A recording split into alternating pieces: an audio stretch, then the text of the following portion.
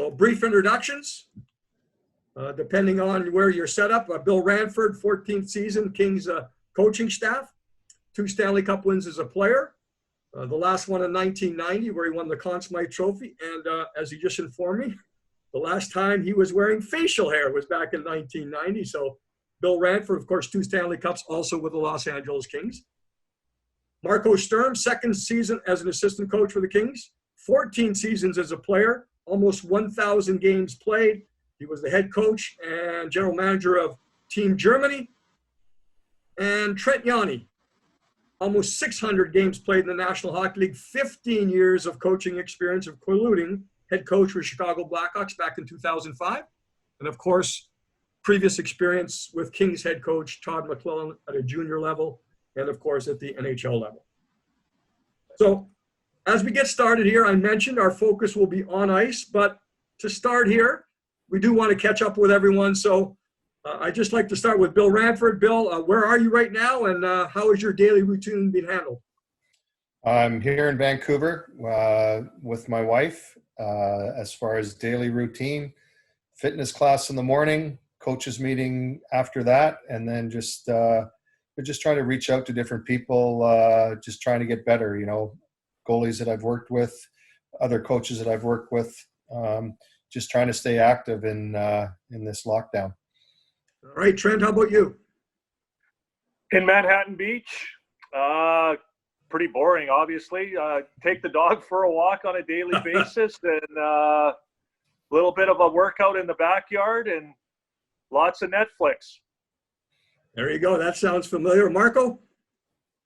Yeah, I'm in Florida right now with my family. We have a home here. A lot of FaceTime with my family in Germany. Obviously, everyone is affected, so we have time now to reach out to everyone in my family and my wife's family as well. All right, thanks, guys. We'll start with the questions right now. I will lead to each person individually to make it run a little bit smoother here, so we don't get confused of who's going and things of that sort.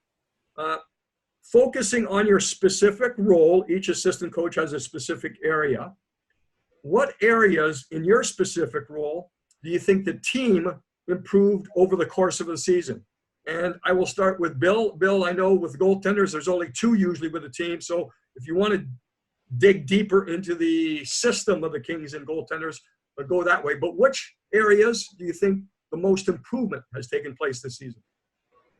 Well, obviously, we weren't happy with our start, and we wanted to build on that. And obviously, by the end of the season, our last 10-game segment was our best of the year. We only gave up, I think, 17 goals in that segment. But I think, everybody, it was the early growing pains that everybody went through. I think getting to learn the new systems, and that includes the goalies. What opportunities we would give up on those new systems, and from start to finish, I think we're pretty satisfied with. Obviously, Jonathan had the slow start, but finished really, really strong in the last 2/3 of the season. Jack Campbell was pretty solid throughout.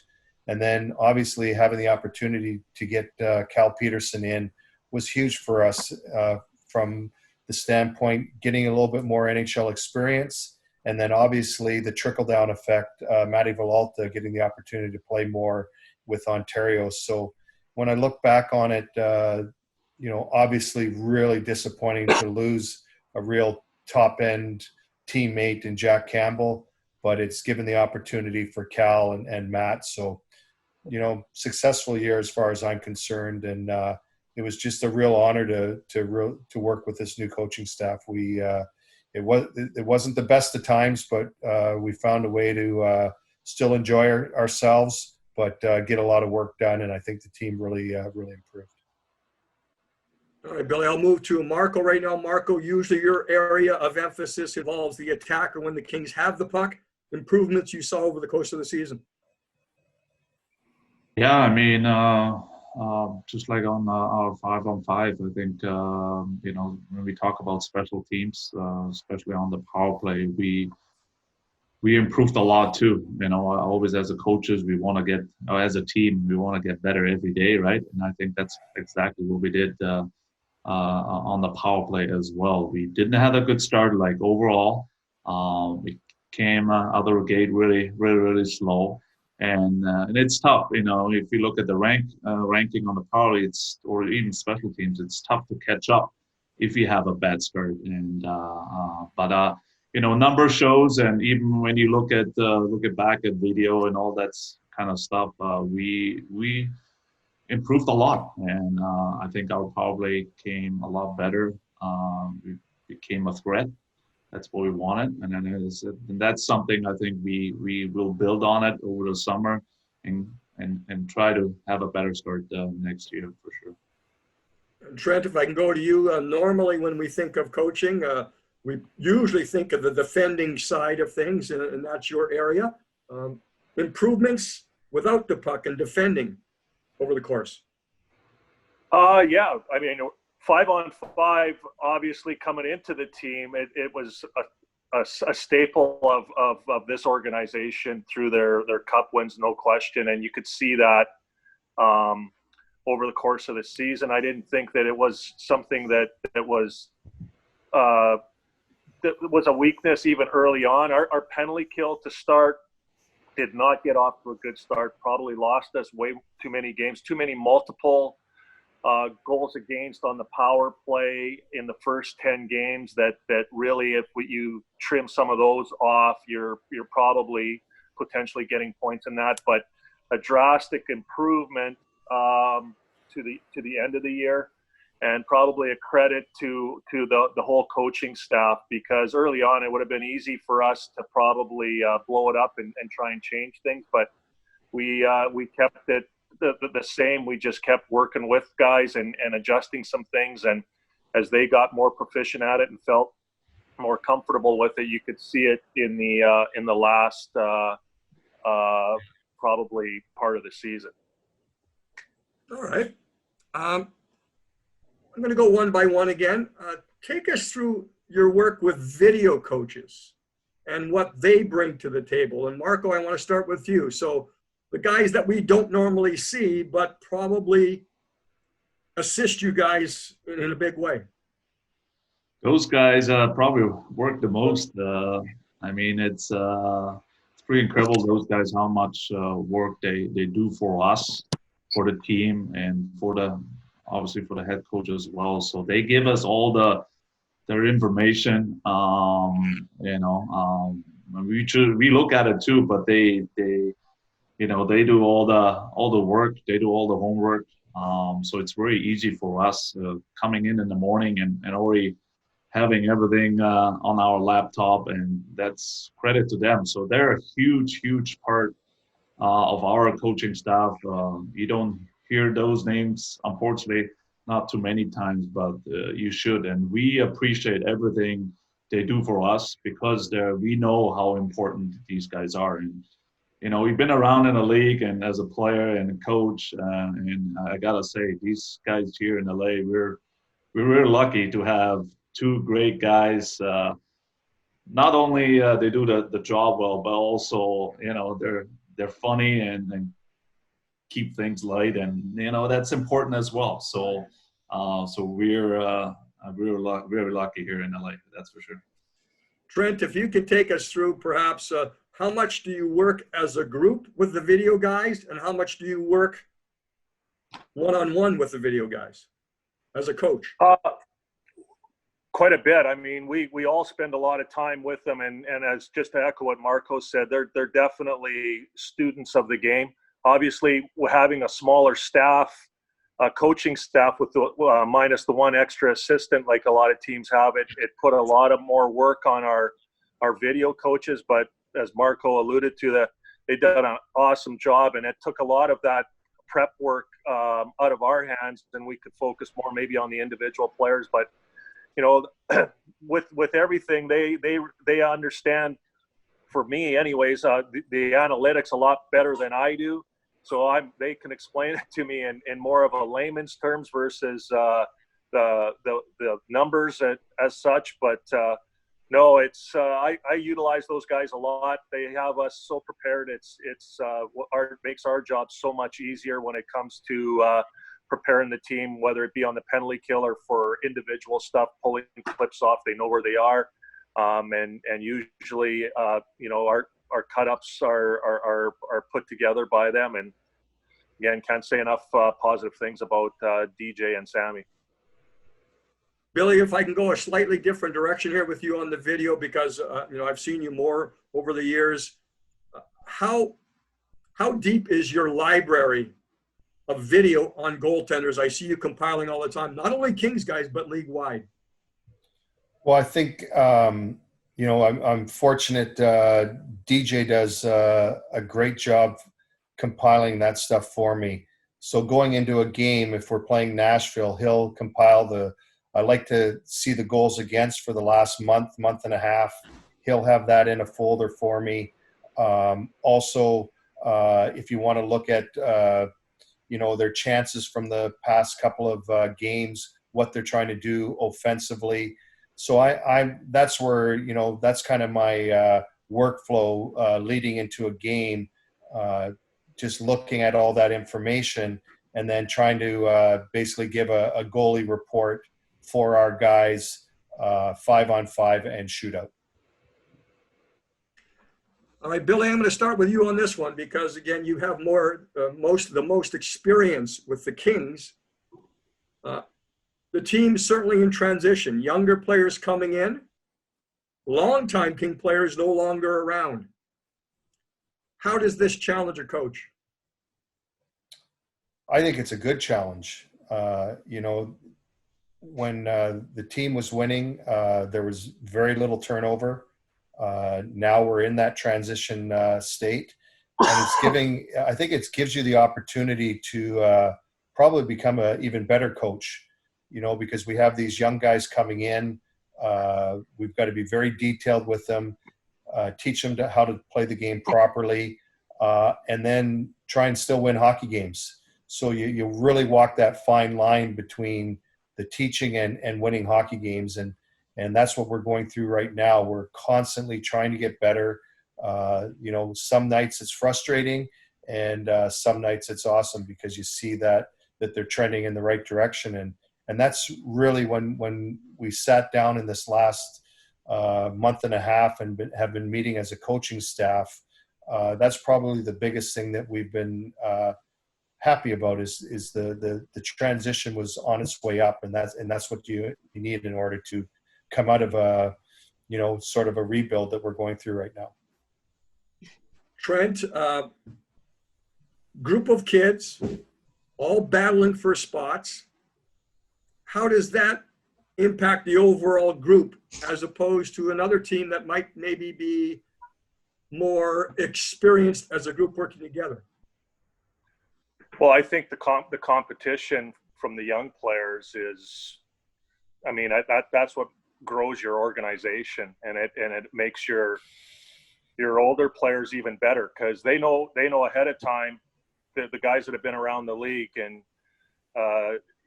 they know ahead of time whether the guy can play or not. And when they see that it's someone that can help them, they get excited about that, and it usually then leads to, well, you're not going to be taking my job. So it kind of raises the ante a little bit in terms of their play. I think we saw that a little bit towards the end of the year with the competition for ice time with the D on the back end. Marco, if I can be a little bit more specific here, a player like Blake Lizotte, he comes in, he earns a spot, maybe sooner than a lot of people expected. How rewarding is that for a coach? Oh, it's great. It's great to see.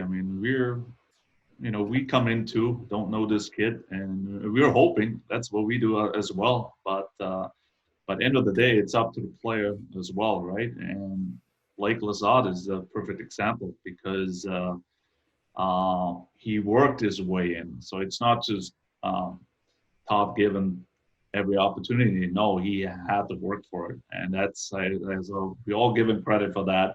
And if you know a Blake Lizotte, if you be around him on a daily basis, he works. He comes, He wants to get better.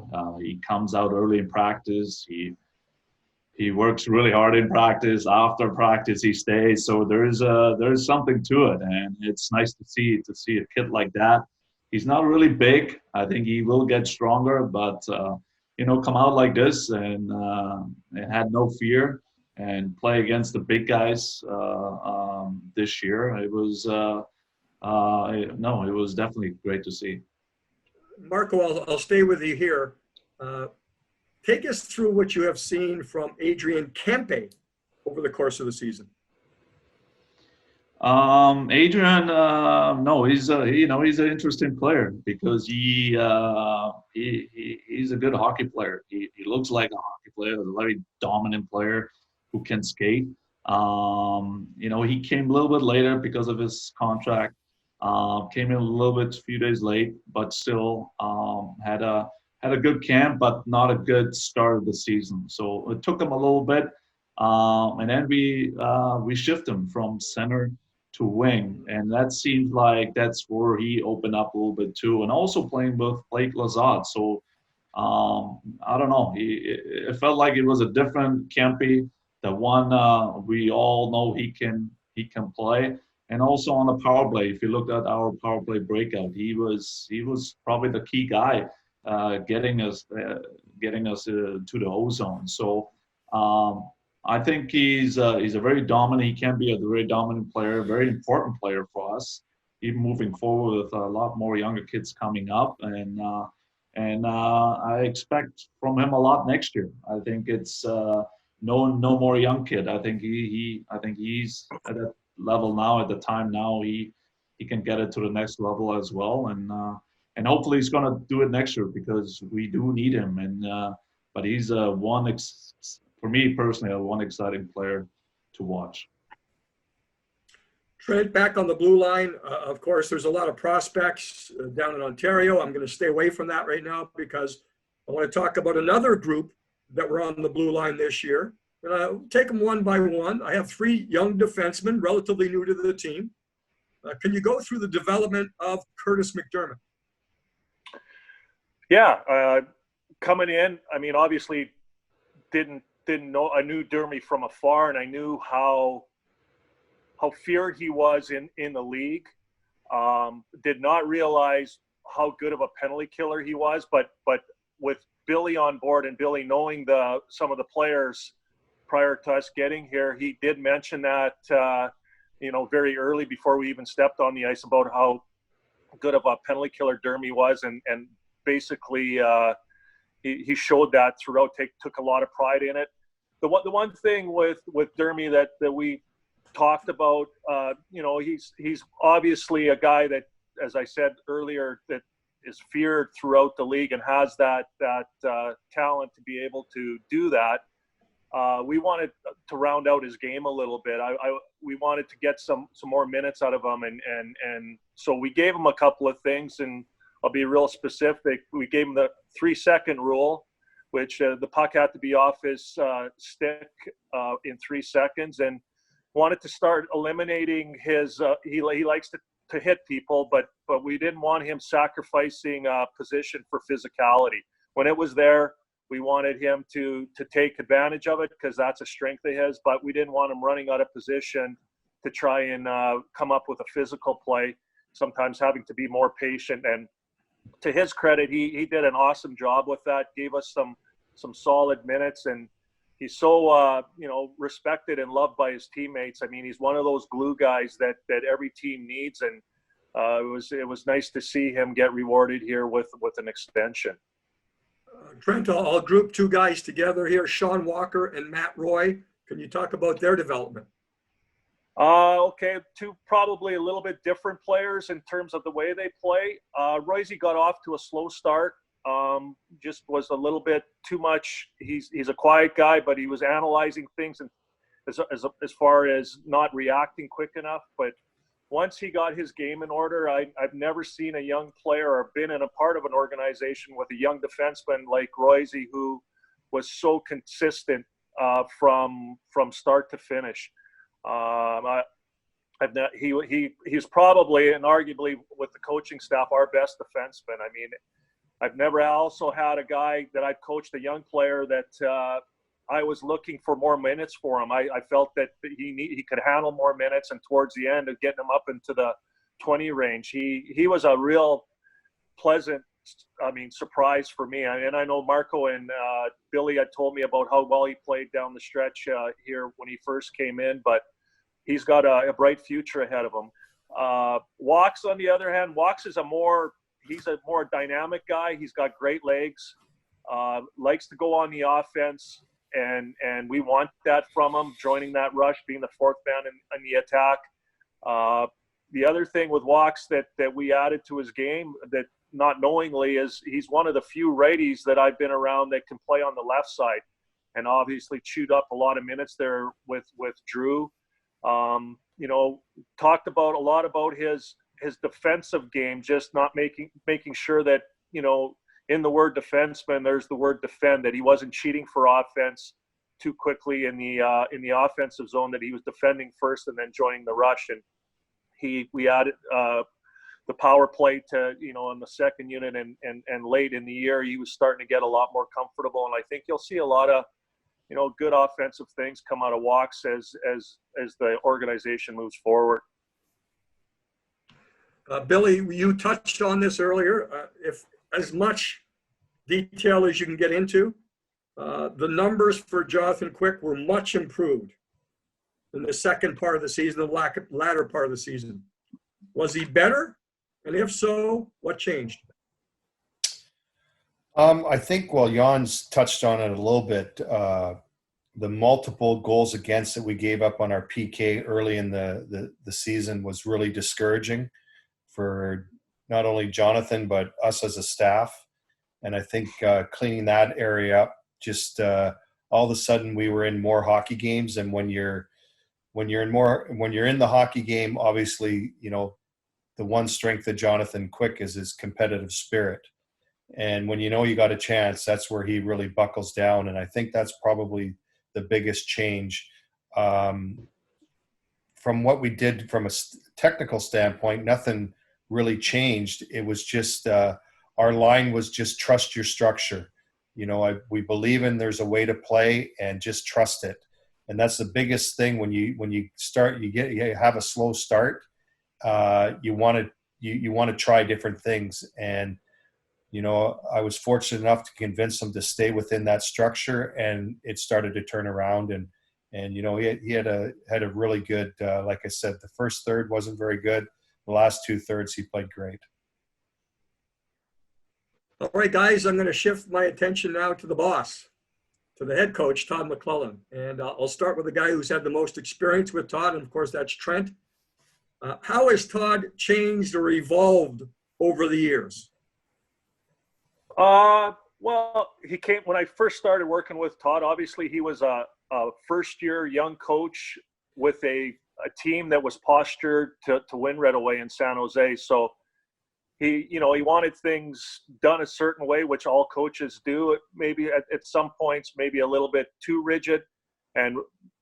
But as time has gone on and he's evolved with his time in Edmonton and now his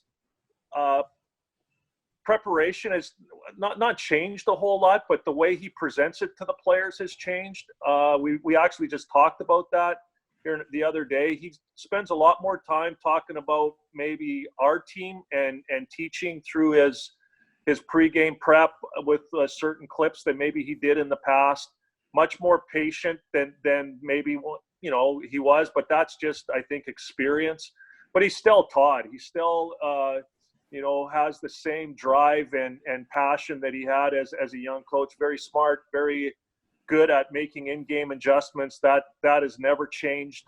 Overall, his experience has given him a better feel, and he has always said that as a coach, you're always evolving, and he definitely holds true to that, because each year there's usually the foundation part of it, but he changes maybe and adjusts a thing here or there, and always has time for everybody. I mean, he's definitely a guy that I enjoy working for, and I mean, I can't speak for everybody, but we, as Billy had mentioned earlier, didn't necessarily have the greatest year, but we had a lot of fun and a lot of laughs, and he allows that to happen, even though that, you know, the win-loss column may show a little bit different. Marco, as the guy on this panel that is newer to coaching,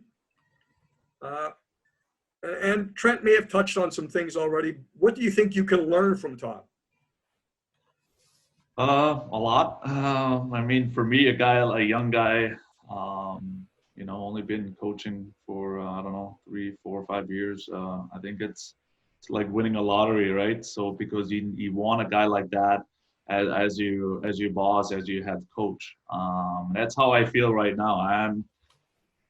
I'm coming in with a smile every day because I know, you know, and now knowing him, I can learn every day, and that includes everyone in our staff. So I really enjoy that, getting better every day as well.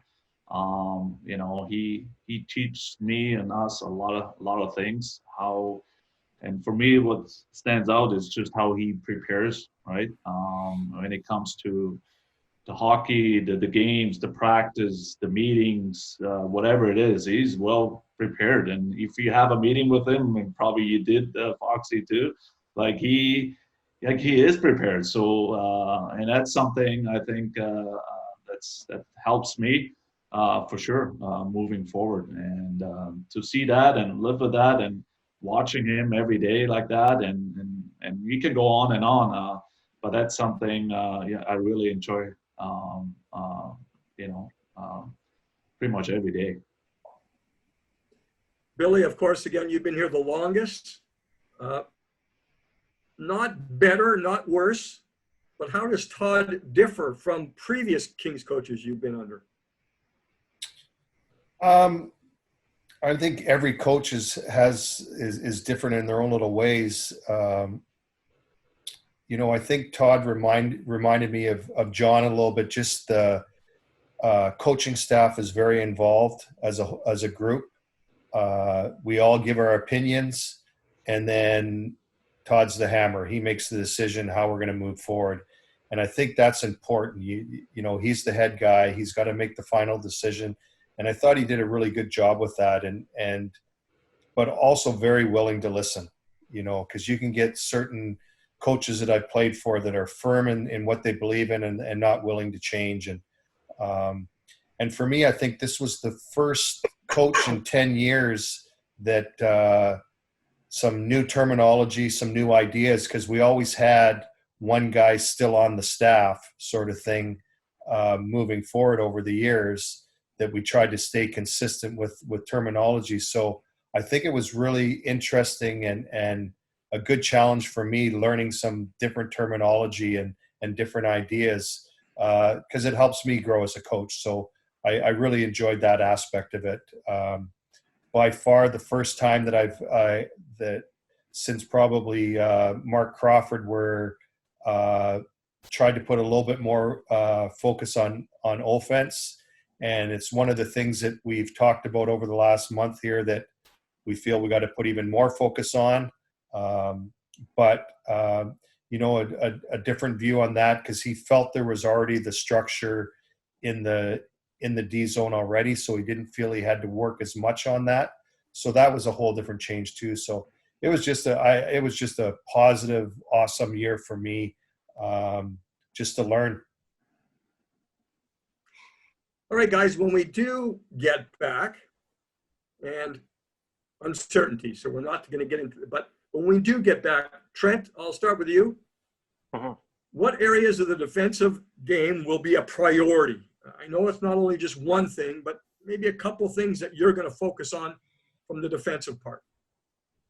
Well, the penalty kill, getting off to a good start. I think that one thing we learned this year is that you take that first 10-game segment and trim off some of that, those goals against, those multiple goals against. That would have been added points for us, and it gives you an opportunity, a bit of an insurance policy, you know, later on into the season. That definitely something that we've talked about and have kind of pointed out that it has get better and continue to do the same things that we did in the 5-on-5 D zone. I think that is something that is a strength of ours as far as starting with our breakouts. I thought we broke the puck out very well for maybe one of the better teams that I've been on in a while that broke out pucks with young D like we did. And I think that has to stay put. And if we can tighten up the penalty kill a little bit, I think we'll be in good shape. Marco, again, more from the attack standpoint, is there a focal point, something that you're really going to hone in on? I mean, special teams always, like I mentioned before, we want to come out of the gate right away with our power play because, end of the day, we want to score more goals, and we do need the power play to score more goals as well. If you want to talk about 5-on-5, I think that's just I think we feel like as a coaching staff, our O-zone can be better. There's a few things we will work on it, but I think moving forward, I think that's something we will work on it and have a little bit more attention. Scoring more goals and also spend maybe more time as well in the O-zone, protect pucks better, shooting better, screen better, make it tougher to the opponent goalies as well. So there's a lot of things into it, but O-zone definitely will be a big point. Billy, as I turn to you here, I'm going to kind of shift the touch, and I got to mention uncertainty. We don't know what's going to happen, but if the NHL season were to resume sometime this summer, I'm sure goaltenders at such a unique, specific, skilled position. Could you take us through a process? Would it be different getting goaltenders back up to speed than, say, a normal off-season than jumping into training camp? I think we have to be smart about it as far as workload goes, especially early on. This is probably the longest these guys will have gone in their lifetime not having the pads on. So I think we've got to be smart that way, but we also have to create a competitive spirit between Jonathan and Cal early on to push each other, because it's gonna happen quick. It's gonna happen fast. You're gonna be up and running. So it's just gonna be important for them to push each other to be their best if we do get up and running here. And Marco, again, I know this might be difficult, but from an attacking point of view, or let's say a forward point of view, are there certain areas that you would have to focus on and concentrate on when coming back and getting started a little bit quicker than normal? I don't know. There's a few things, but the timing, getting the feel for the puck again, the passes, the shooting, that will take some time. But that's why we do have like a little training camp if we start again. So that's something I think you can work on before, even afterwards. On skill. On shooting, or even skating with the puck and feel for the puck. I think that will be very important right away. And Trent, I'll end with you here. It's a similar thing, and maybe there is no difference between a defenseman and a forward, but anything, drills you think about that might be a little bit of a different approach than if it was a normal off season? I don't think so, Foxy. I think that one thing we probably wanted to do is continue where we left off, albeit we know that there's been a long layoff, but there was a lot of good things in our game down the stretch that I know with Todd, he would like to make sure that the players were aware of it, that what we were doing and why the good things were happening. So it'll be it'll be the same for every team. Every team will be at the starting line again, and it'll be the ones that, get off to the good start and find their game the quickest will be the ones that will have the most success.